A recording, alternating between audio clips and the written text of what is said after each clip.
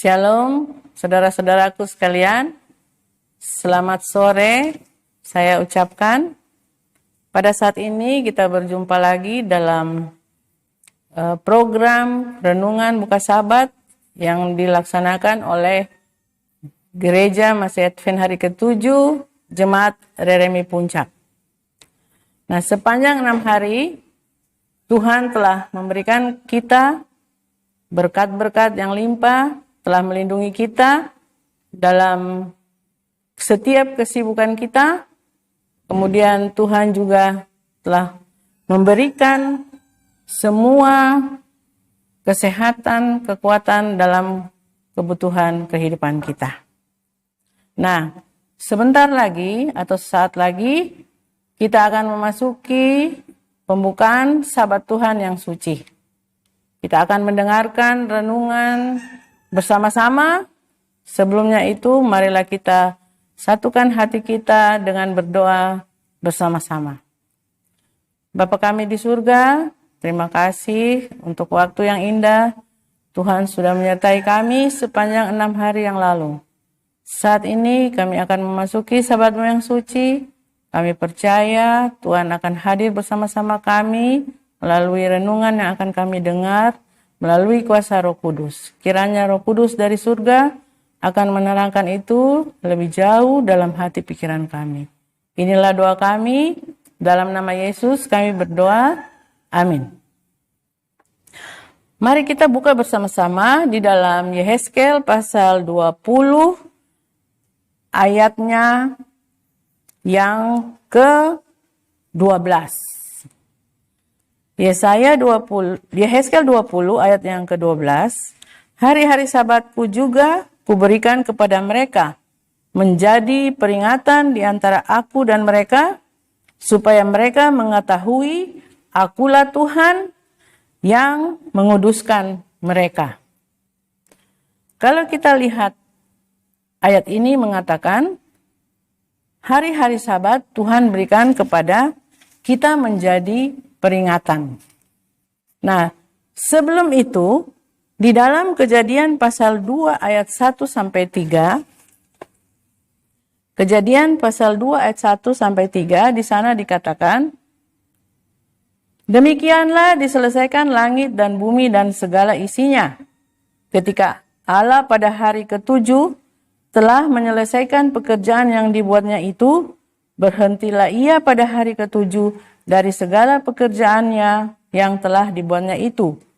Lalu Allah memberkati hari ke-7 itu dan menguduskannya, karena pada hari itulah ia berhenti dari segala pekerjaan penciptaan yang telah dibuatnya itu. Nah, jadi sebelum Allah berfirman pada kitab Yehezkel, Allah telah memberitahukan tentang hari ke-7 kepada manusia. Jadi Allah berhenti pada hari ke-7, Allah memberkati hari ke-7, dan Allah menyucikan hari ke-7. Hari ke-7 itulah adalah hari Sabat. Tidak ada bagian di dalam Alkitab manapun yang menyatakan bahwa Allah berhenti memberkati bahkan menyucikan hari yang lain selain hari Sabat. Manusia tidak dapat mengasingkan satu hari, sebagian hari kudusnya, hanya Allah saja yang dapat melakukannya. Jadi, hari ke-7 adalah hari yang dipilih oleh Allah. Para pengikut Allah yang setia memelihara hari Sabat yang Dia berikan kepada mereka daripada saat penciptaan terus sepanjang sejarah hingga pada zaman bangsa Israel. Sejarah Alkitab menyatakan fakta yang menyedihkan bahwa hingga zaman Musa, umat Allah setelah berabad-abad di perhambaan Mesir telah melupakan asal-usul mereka dari hari istimewanya bersekutu dengan Allah. Jadi pada waktu bangsa Israel dijajah atau dibawa ke Mesir, selama kurang lebih 400 tahun mereka hidup di sana dengan tata cara kehidupan orang-orang Mesir. Turun-temurun akhirnya mereka melupakan akan Sabat Tuhan yang suci. Nah, Allah memiliki rencana untuk umatnya ini. Nah, sepanjang perjalanan mereka dari Mesir ke Tanah Kanaan, ada hal-hal ajaib yang Tuhan buat bagi mereka untuk mereka mengingat kembali akan pentingnya hari Sabat. Salah satu contoh yang berhubungan dengan makanan mereka sehari-hari. Allah mengirimkan roti dari surga yang disebut mana untuk mereka konsumsi selama dalam perjalanan. Nah, mana ini akan turun setiap hari mulai dari hari pertama sampai ke-6. Tetapi pada hari yang ke-7, mana ini tidak turun. Jadi pada hari ke-6, Tuhan mengatakan kepada mereka untuk mereka memungut atau mengumpulkan mana 2 kali lipat atau lebih daripada hari biasanya. Mengapa? Karena pada hari Sabat mana itu tidak turun. Nah, walaupun demikian ada di antara mereka yang mencoba mencari mana itu pada hari Sabat pagi dan mereka tidak menemukan.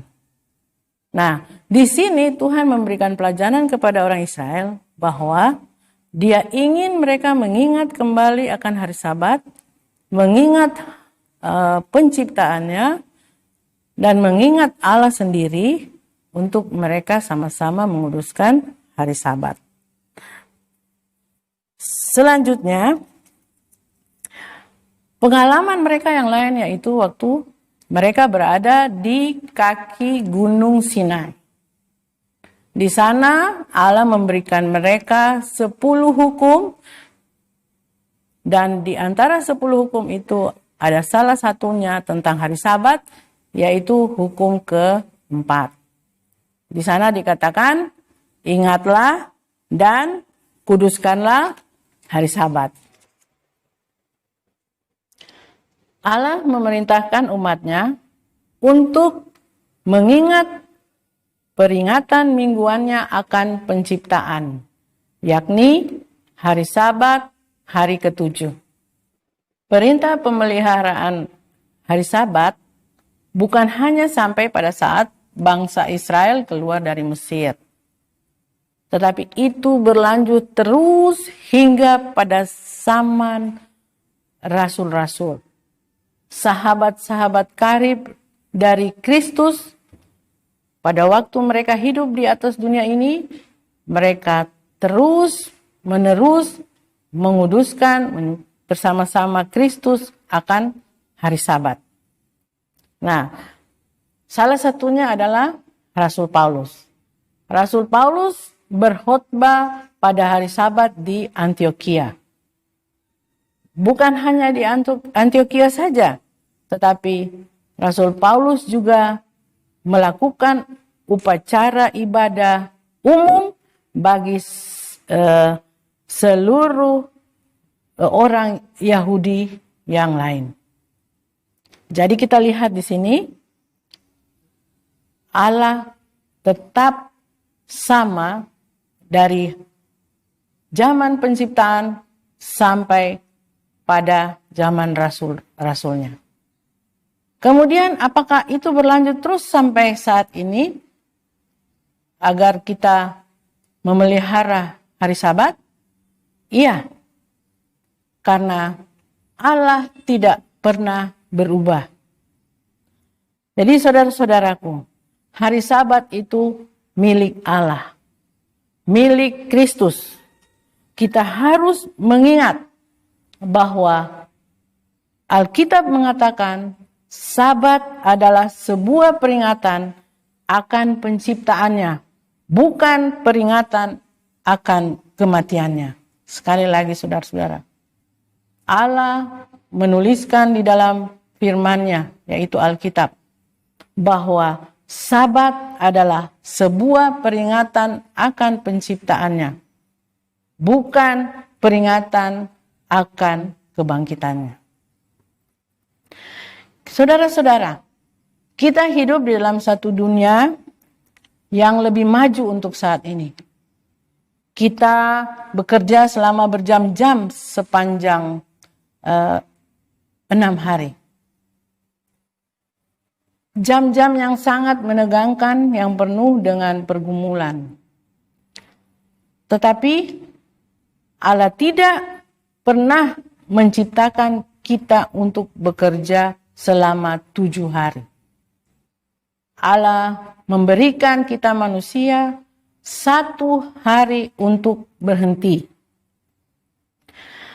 Dan yang lebih penting lagi, bukan hanya berhenti dari pekerjaan kita, tetapi Allah memberikan 1 hari untuk kita bersama-sama dengan Dia mengenang akan penciptaannya dan membawa hati kita, jiwa kita, pikiran kita untuk lebih dekat, lebih mengerti, lebih memahami akan apa dan siapa Allah sebenarnya melalui hari Sabat.